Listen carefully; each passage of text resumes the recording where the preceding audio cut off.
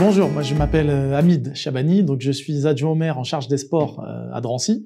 Je suis parallèlement conseiller départemental de la Seine-Saint-Denis et de profession, je suis professeur d'histoire-géographie. Alors je suis né dans le 18e, à Bichat, et puis ensuite j'ai fait un bout de mon enfance à Aulnay-sous-Bois. Mon père travaillait à l'époque à Citroën PSA.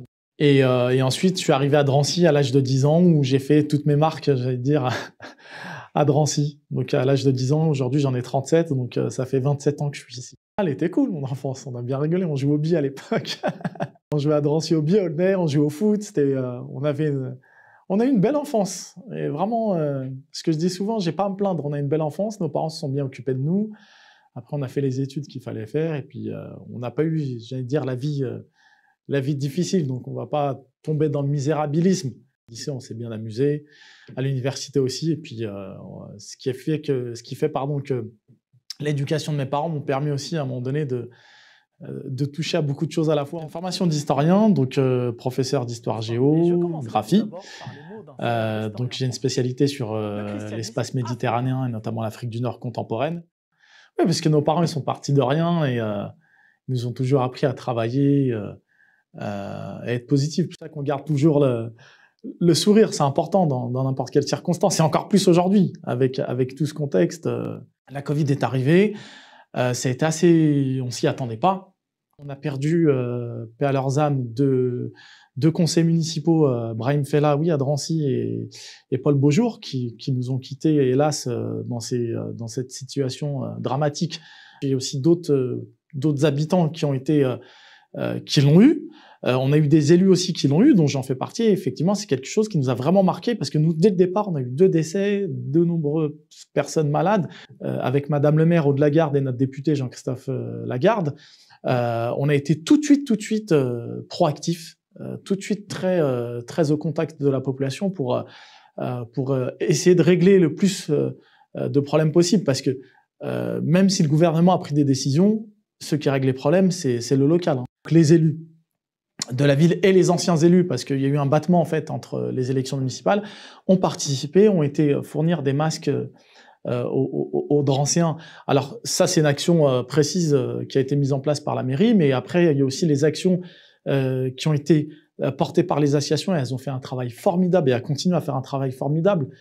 Et il y a une solidarité en fait qui s'est créée, qui s'est faite naturellement d'un coup, en partenariat avec la municipalité, où on a apporté aussi de l'aide, des financements aux associations qui ont porté ces projets. Il y a des maraudes en Seine-Saint-Denis et dans les banlieues, pas forcément dans la région parisienne, a toujours été organisé de cette manière, toujours. Moi, depuis que je suis petit, on a toujours baigné dans le milieu associatif, ça a toujours été un milieu de partage, on s'est toujours entraidé, donc j'ai pas été surpris. Et d'ailleurs, elle est là la différence, c'est que le milieu associatif, il est beaucoup plus proactif parce qu'on se démerde quand on est dans le milieu associatif, c'est comme ça. Et donc, forcément, là, il fallait trouver des solutions vite, et les associations, elles ont été archi efficaces.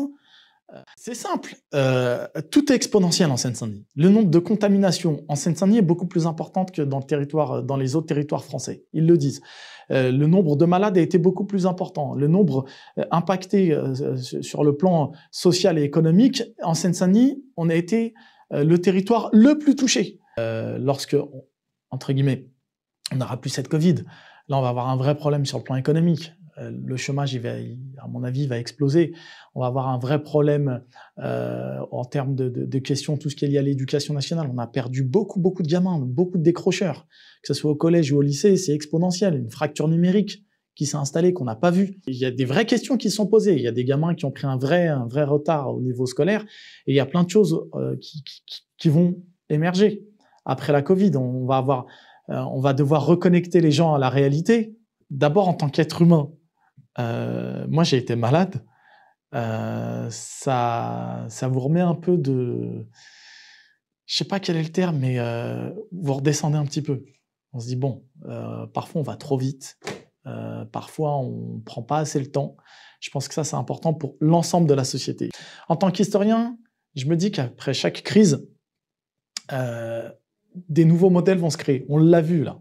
Il y a un changement de paradigme sur la façon de travailler. Il y a une façon différente de voir de mettre en place des nouvelles procédures qui impacteront à la fois l'administration, mais qui impacteront aussi la population. Donc forcément, on va amener à ce qu'il y ait des nouveaux changements. Et c'est ça le principe d'une crise, d'être assez fort derrière pour proposer des nouvelles façons, une nouvelle façon de vivre. Je pense qu'il y a une nouvelle façon de voir des gens qui sont au premier plan. Je pense aux pompiers, je pense aux médecins, je pense aux enseignants. Il y a des parents qui ont vu le vrai boulot et qui a toujours existé, des infirmières, des aides-soignants, des médecins qui sont toujours au front. Ils ont vu le boulot des policiers, ils ont vu le boulot des pompiers, etc. Et donc je pense qu'il y a aussi une reconnaissance de ces professions. Et j'espère qu'on va vraiment, à ce niveau-là, reconnaître ces professions d'utilité publique. Pour moi, on ne peut pas faire sans ces gens. C'est primordial. Ouais, à hauteur de baffe. Les élus sont à hauteur de baffe. Je ne sais plus quel ministre disait ça à l'époque, on est vraiment à hauteur de baffe.